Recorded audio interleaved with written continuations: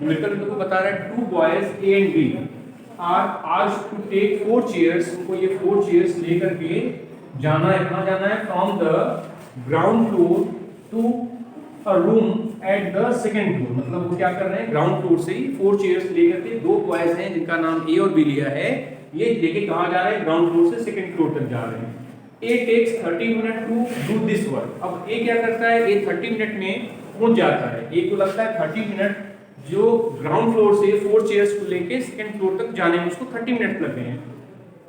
While B takes 60 minute, ये कुछ ज्यादा टाइम ले रहे हैं, 60 मिनट में ये काम कंप्लीट कर पा रहे हैं, ठीक है। तो 60 मिनट में जो B है वो 60 मिनट में चेयर को लेकर के सेकंड फ्लोर तक पहुंच रहे हैं। तो क्वेश्चन हमसे ये कह रहा है कि find the physical quantity that is same for the both. तो ये बताना है कि कौन सी फिजिकल क्वांटिटी दोनों के लिए सेम होगी फॉर दिस वर्क, और सेकंड में कह रहा है name the physical quantity that is different and find its ratio for 2 boys. चलिए सॉल्यूशन करते हैं। तो एक बात ध्यान से आप देखिए कि यहाँ पे हाइट नहीं तो डिस्कस नहीं किया है, कहीं भी क्वेश्चन में हाइट नहीं बताया कितनी हाइट को रेज कर रहे हैं, बट अब आप इस बात को समझो कि कौन सी फिजिकल क्वांटिटी सेम होगी, ठीक है। अगर हम ये बात कर लें कि हमारा है ग्राउंड फ्लोर और यहाँ से ये सेकंड फ्लोर इतनी हाइट पे है, ये सेकंड फ्लोर हो गया।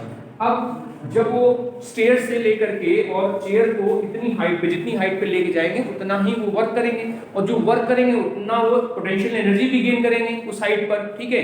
तो अब आप देखो कि जब हम अगेंस्ट द ग्रेविटी किसी ऑब्जेक्ट को हाइट पे ले जाते हैं और उस पर वर्क करते हैं हाइट पे ले जाने के लिए, तो हम ये देखेंगे कि क्या यहाँ पर ये टाइम पर डिपेंड करता है, क्योंकि दोनों ने वर्क तो किया बट डिफरेंट डिफरेंट टाइम में किया। देखो ये उनको लगा 30 मिनट और जो बी है उनको लग रहा है 60 मिनट, दोनों को अलग अलग टाइम लग रहा है। तो अगर वर्क कर रहे हैं तो आप देखो ये WA वर्क कर रहा है 30 मिनट में, और इधर अगर हम देखें WB वर्क कर रहा है कितने मिनट में, 60 मिनट में, ठीक है। तो कौन सी फिजिकल क्वांटिटी सेम होने वाली है आप ये समझिए। देखिए जब W that means work against the gravity अगर आप कैलकुलेट करते हो तो वर्क अगेंस्ट द ग्रेविटी के लिए जो फॉर्मूला आप यूज करते हो वो होता है m × g × h। और अगर आप देखो तो कहीं पर भी टाइम इसमें इन्वॉल्व नहीं है। आप देखो मास और g जो कि एक्सेलरेशन ड्यू टू ग्रेविटी का, और हाइट दोनों के लिए सेम होगा, सेम हाइट तक दोनों लेके जा रहे हैं उस ऑब्जेक्ट को। अगर हम हाइट को एज्यूम कर लें तो ये सेम हाइट तक लेके दोनों चेयर को लेके जा रहे हैं। तो इट मीन दैट कि जो work done by boy A और work done by boy B वो दोनों फिजिकल क्वांटिटी सेम हो जाएगी, क्योंकि वो वर्क तो उतना दोनों कर रहे हैं, वो डिपेंड नहीं कर रहा है, किस पे नहीं डिपेंड कर रहा है, टाइम पर।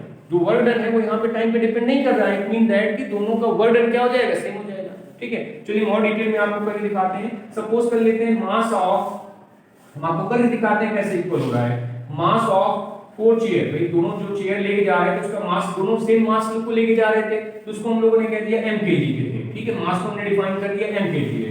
और जो हाइट हमने यहाँ डायग्राम में आपको दिखाया हुआ है, कितनी हाइट को रेज कर रहे हैं, h मीटर की हाइट रेज कर रहे हैं, ठीक है। तो अगर हम WA फर्स्ट बॉय ए का वर्क डन निकालेंगे तो क्या है, मास में लेके जा रहा था वो m kg का चेयर, ठीक है। g acceleration due to gravity दोनों पे सेम अप्लाई हो रही है और हाइट भी दोनों सेम लेके जा रहे हैं, यही होगा। अब आप WB निकाल लीजिए। जब आप WB निकालोगे तो उस केस में भी मास तो उतना ही है, 4 चेयर्स उतने भी ले रखे हैं, मास वो सेम कैरी कर रहा है, g उस पे भी सेम अप्लाई होगा और हाइट वो सेम रेज कर रहा है। तो आप देख सकते हो कि इन दोनों को कंपेयर करके कि WA = WB, तो कौन सी फिजिकल क्वांटिटी है दोनों में सेम होने वाली है, वो है वर्क डन। वर्क डन दोनों में सेम होगा, ठीक है। अब सेकंड पार्ट में पूछा हुआ है कि कौन सी फिजिकल क्वांटिटी डिफर होगी। तो अब देखो वर्क डन तो सेम हो गया, बट अगर हम पावर को कैलकुलेट करने जाएंगे तो हम ये जानते हैं कि पावर का कैलकुलेशन होता है W/T से, वर्क डन अपॉन टाइम। तो ये पावर जो है वो टाइम पर डिपेंड करता है। अगर पावर टाइम पर डिपेंड कर रहा है इट मीन दैट कि यहाँ पर पावर वो फिजिकल क्वांटिटी है जो क्या होगा, डिफर होगा ना। तो यहाँ पर हम लोग इसमें तो दिखाई दिए वर्क डन सेम हो रहा है और power of boy A and boy B will be differ. ये अलग अलग होंगे। क्यों अलग अलग होंगे? क्योंकि अलग अलग टाइम में लेके पहुंच रहे हैं ना। उनको तो टाइम लगा 30 मिनट, जो जल्दी पहुंच रहा है उसका पावर ज्यादा होना चाहिए, और जो उसको ज्यादा टाइम लग गया दैट मींस उसका पावर क्या है, उससे लेस है, ठीक है। चलो कैलकुलेशन करके इनका रेशियो भी निकालना है। देखो आगे लिखा हुआ है find its ratio for 2 boys. तो हम लोग दोनों का पावर अलग अलग कैलकुलेट कर लें, ठीक है। तो पावर के कैलकुलेशन के लिए विजिबल होगा भी पावर PA, फर्स्ट बॉय अगर हम पावर कैलकुलेट करेंगे तो क्या लिखेंगे WA अपॉन टाइम T। तो आप देखो इसका टाइम t1 की कर दो, क्योंकि दोनों का अलग अलग टाइम है, एक का 30 मिनट है, दूसरे का 60 मिनट है। और आपको पता है कि पावर को कैलकुलेट कर रहे हैं, तो पावर का यूनिट अगर हमको वॉट में चाहिए, पावर का यूनिट अगर हमको वॉट में चाहिए, तो जो वर्क डन होगा वो जूल में लिखा जाएगा, और यहाँ पे जो टाइम होगा वो किस में होना चाहिए, सेकंड में होना चाहिए। तो 30 मिनट को हम लोग सेकंड में कंप्लीट कर लेंगे। हालांकि यहाँ पे हम लोग को निकालना जो रेशियो है वो कैंसिल हो जाता है, जैसे भी आप मिनट में रखोगे तो भी मिनट मिनट कैंसिल हो जाएगा, बट हम लोग ये अकॉर्डिंग टू द यूनिट हम चेक करने के लिए इसको हम कन्वर्ट कर लेते हैं कि हमारा पावर वॉट में रहे।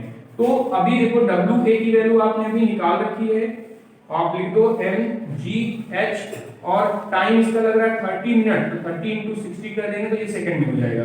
ये आपने निकाल लिया पावर ऑफ YA। अब पावर ऑफ YB निकाल लेते हैं, तो आप PB निकाल दो, PB इज इक्वल टू, देखो वर्डन तो इसका भी सेम था, mgh डिवाइडेड बाय, इसको टाइम लग रहा है 60 मिनट का, तो ये सेकंड में करोगे तो 60 into 60 हो गया। अब आपको इसका रेशियो कैलकुलेट करना है, तो ये पार्ट थोड़ा सा इसको रफ कर लिया जाए। सभी ने नोट कर लिया वो क्वेश्चन, तो रफ करके और इनके पावर का रेशियो भी कैलकुलेट कर लेते हैं।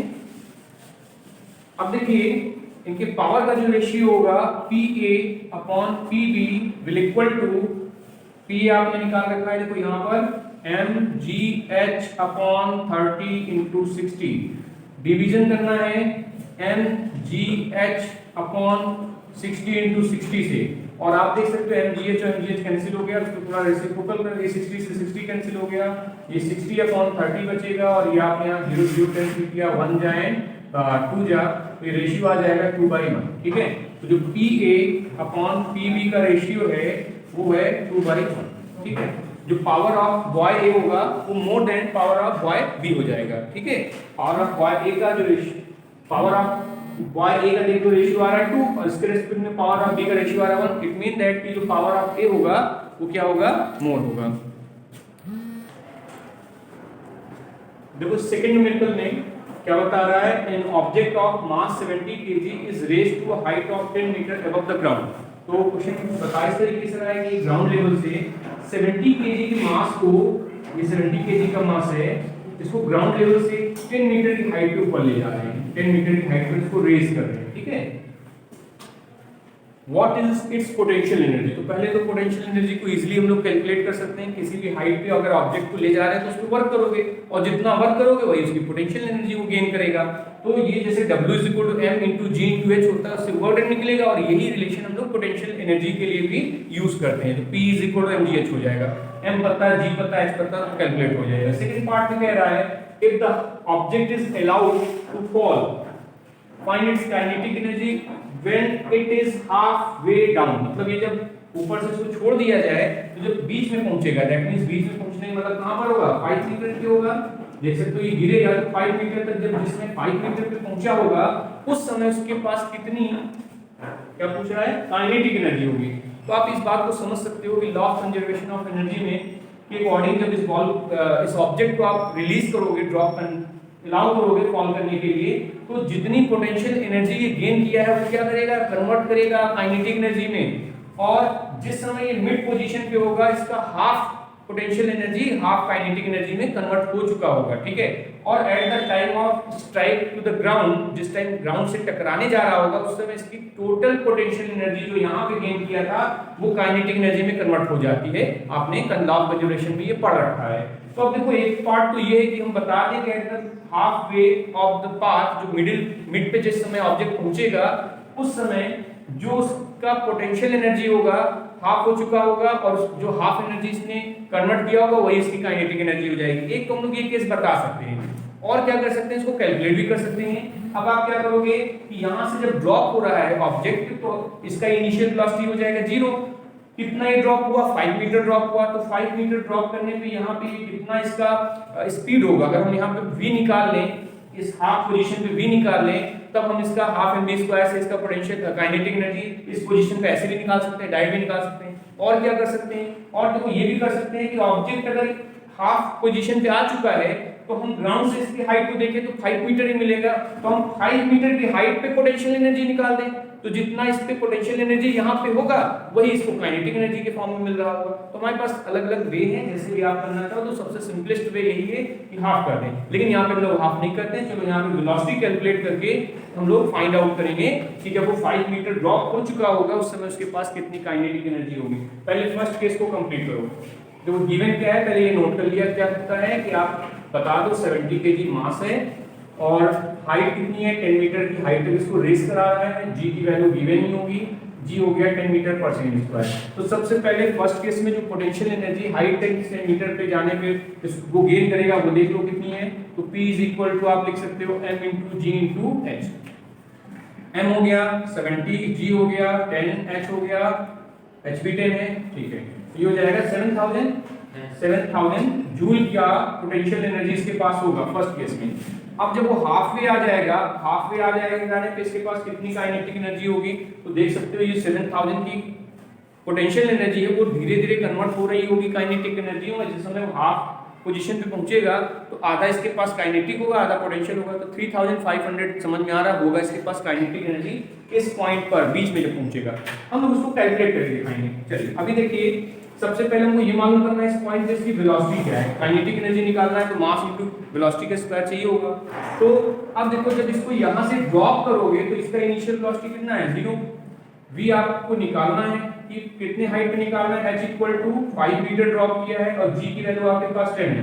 तो आप ऐसा रिलेशन ढूंढ लो जिसमें आपको टाइम की कोई जरूरत नहीं पड़ती है। टाइम की जरूरत नहीं पड़ेगी, उसी रिलेशन से आप यहाँ पे वेलोसिटी को फाइंड करोगे, ठीक है। क्योंकि देखो v पता है, h पता है, g पता है। तो थर्ड इक्वेशन अगर आप देखो v square equal to u square plus 2gh में कहीं टाइम इन्वॉल्व नहीं है। तो इसी रिलेशन को आप लिख लो v square equal to u square plus 2gh। u square means 0 का स्क्वायर 0 ही होगा प्लस 2 इनटू g 10 है, h 5 है। तो आपको ये मिल गया 100 मीटर पर सेकंड की स्पीड से ये ऑब्जेक्ट 70 kg का होगा जब वो हाफ पोजीशन पे पहुंचेगा। यहाँ से आपने इसको ड्रॉप किया, छोड़ दिया, ये 10 मीटर की हाइट पे था। जब वो 5 मीटर की हाइट पे पहुंचेगा उस समय उसके पास कितनी स्पीड होगी 100 मीटर पर सेकंड की स्पीड होगी। और इसी स्पीड से हम इसकी काइनेटिक एनर्जी को फाइंड कर सकते हैं।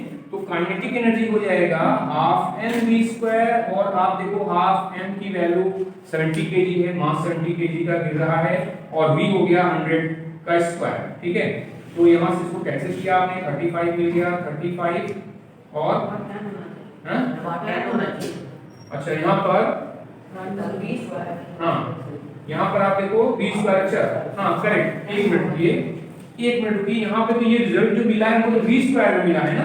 लोगों को तो उसको कैलकुलेट करना है 20 स्क्वायर से अगर या सीधे 20 स्क्वायर की वैल्यू पुट कर ले, बात तो वही हुआ। तो यहाँ पे 100 ही लेते हैं ना, भाई 20 स्क्वायर का रिजल्ट भी 100 है तो हमने 100 पुट कर दिया, ठीक है।